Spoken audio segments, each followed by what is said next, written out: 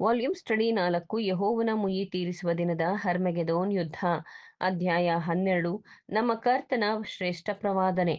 ಪುಟ 389.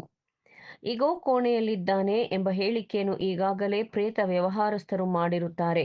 ಅವರು ತಮ್ಮ ಮುಖಾಮುಖಿ ಸಂದರ್ಶನವನ್ನು ಸತ್ತವರೊಂದಿಗೆ ಸಂಪರ್ಕ ಸಾಧಿಸುವ ಮೂಲಕ ಕರ್ತನಿಗೆ ಮಾಡಿರುತ್ತಾರೆ ಮತ್ತು ಯಾರೆಲ್ಲ ಅವರ ದೃಷ್ಟಿಕೋನದೊಡನೆ ಸಹಾನುಭೂತಿ ಹೊಂದಿರುತ್ತಾರೋ ಅಂತಹವರಿಗೆ ಅದೇ ರೀತಿಯ ಅವಕಾಶವಿರುತ್ತದೆ. ಈ ಎಚ್ಚರಿಕೆ ಸಾಧ್ಯವಿದ್ದರೆ ಆಯ್ದುಕೊಂಡವರನ್ನೂ ವಂಚಿಸುವುದು ಎಂಬುದನ್ನು ದೇವರಾದುಕೊಂಡವರನ್ನು ಎಂಬುವುದು ಅರ್ಥವಾಗಿರುವುದಾದರೆ, ಈ ಕೆಡುಕಿನ ದಿನಗಳಲ್ಲಿ ಇವರು ತೀವ್ರ ಶೋಧನೆಗೆ ಒಳಗಾಗುವ ಸಾಧ್ಯತೆ ಇದೆಯೆಂದಾದರೆ ಮುಂದೆ ನಿಲ್ಲುವುದಕ್ಕೆ ಯಾರು ಶಕ್ತರು? ಪ್ರಕಟಣೆ 6:17.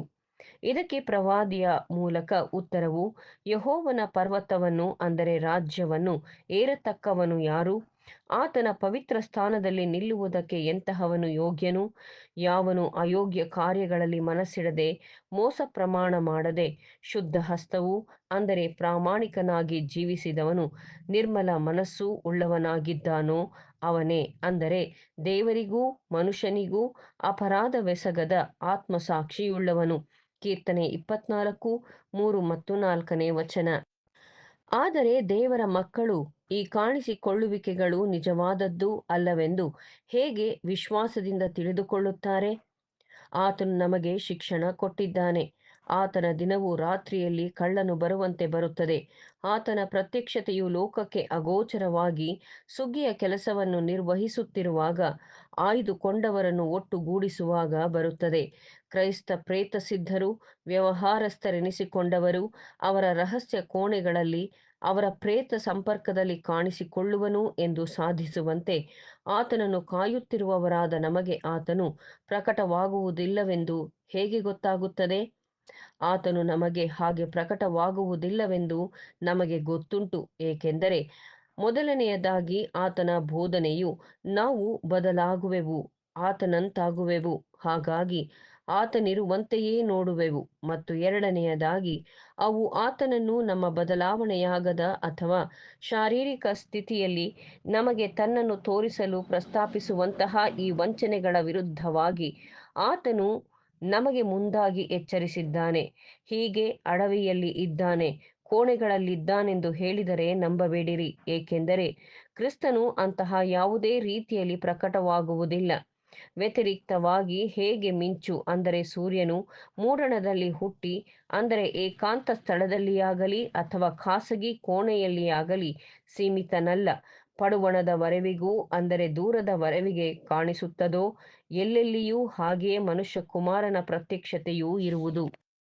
ನಮ್ಮ ಕರ್ತನ ಪ್ರಕಟಣೆ ಆತನ ಎರಡನೆಯ ಪ್ರತ್ಯಕ್ಷತೆಯಲ್ಲಿ ಒಂದು ಕೋಣೆಯಲ್ಲಿ ಅಲ್ಲ, ಅಥವಾ ಅಡವಿಯಲ್ಲಿರುವ ಒಂದು ಪಂಗಡಕ್ಕೆ ಅಲ್ಲ, ಅಥವಾ ಒಂದು ರಾಷ್ಟ್ರಕ್ಕೂ ಅಲ್ಲ. ಬದಲಾಗಿ ವಿಶ್ವದಾದ್ಯಂತ ಸಾಮಾನ್ಯವಾಗಿ ಪ್ರಕಟಗೊಳ್ಳುವುದಾಗಿದೆ. ಧರ್ಮವೆಂಬ ಸೂರ್ಯನು ಸ್ವಸ್ಥತೆಯನ್ನುಂಟು ಮಾಡುವ ಕಿರಣಗಳುಳ್ಳವನಾಗಿ ಮೂಡುವನು. ಅದೊಂದು ಹುಡುಕುವ ಸತ್ಯದ ಕಿರಣವಾಗಿದ್ದು, ಮಹಾನೀತಿ ಸೂರ್ಯನಿಂದ ಬರುವಂತದ್ದಾಗಿದ್ದು, ಕತ್ತಲಿನ ಜಾಗಗಳಲ್ಲಿ ಹೊಳೆದು ಎಲ್ಲಾ ಬಗೆಯ ತಪ್ಪುಗಳನ್ನು ಭ್ರಷ್ಟಾಚಾರವನ್ನು ಕಂಡುಹಿಡಿದು ಈಗಾಗಲೇ ಜನರ ಮಧ್ಯದಲ್ಲಿ ಕೋಲಾಹಲವನ್ನು ಉಂಟುಮಾಡಿದೆ. ಯಾವುದೆಲ್ಲ ಪ್ರಕಟವಾಗುವುದೋ ಅದು ಬೆಳಕು, ಮತ್ತು ಲೋಕದ ಮಹಾ ಬೆಳಕು ಕ್ರಿಸ್ತನು. ಅಂದರೆ ಅಂತಿಮವಾಗಿ ಆತನೊಡನೆ ಸಭೆಯೂ ಸೇರಿದೆ. ಮನುಕುಲವನ್ನು ಆಶೀರ್ವದಿಸಲು ಕತ್ತಲೆಯಲ್ಲಿರುವ ಗುಪ್ತ ಕಾರ್ಯಗಳನ್ನು ಹೊರಕ್ಕೆ ತರುವನು. ಪ್ರತ್ಯಕ್ಷವಾಗದಿರುವುದು ಒಂದೂ ಇಲ್ಲ, ಎಲ್ಲವನ್ನೂ ಪ್ರಕಟಪಡಿಸುವನು. ಆ ದಿನವು ಕೆಲಸವನ್ನು ಸ್ಪಷ್ಟವಾಗಿ ತೋರಿಸುವುದು. ಹೇಗೆ ಮಿಂಚು ಮೂಡಣದಲ್ಲಿ ಹುಟ್ಟಿ ಪಡುವಣದವರೆವಿಗೂ ಕಾಣಿಸುತ್ತದೋ, ನಿಜವಾದ ಬೆಳಕು ಲೋಕಕ್ಕೆ ಬರುವುದಾಗಿತ್ತು. ತಕ್ಕ ಕಾಲದಲ್ಲಿ ಆ ಬೆಳಕೇ ಪ್ರತಿ ಮನುಷ್ಯನಿಗೂ ಬೆಳಕು ಕೊಡುವಂಥದ್ದು. ನಾವೀಗ ಮತ್ತಾಯನ ವಿವರಣೆಯ ಮಾರ್ಕ ಮತ್ತು ಲೂಕರ ವಿವರಣೆಗೆ ಹೊಂದಿಕೆಯಾಗುವಂತೆ ಮತ್ತಾಯ 24:28 ಮತ್ತು 41ನೇ ವಾಕ್ಯವನ್ನು ಪರೀಕ್ಷಿಸೋಣ.